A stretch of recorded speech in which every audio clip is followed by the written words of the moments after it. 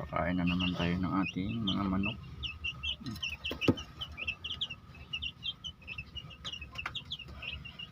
Ganda yung nakuha kong kalakal sa cemetery.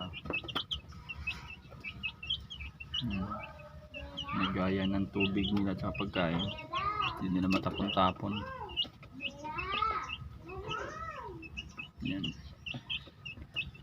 lalaki at ang dalawang malalaki na to.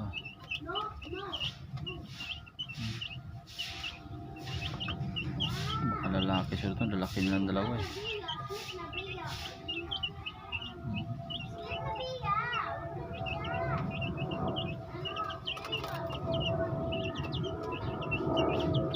Talaga itong malilit nito, kinakain ko eh.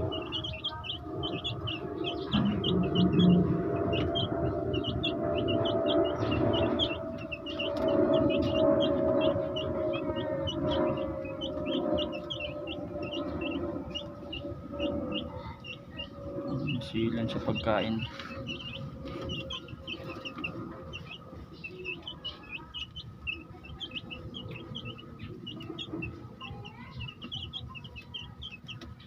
Sayang kasi isa namatay tuloy.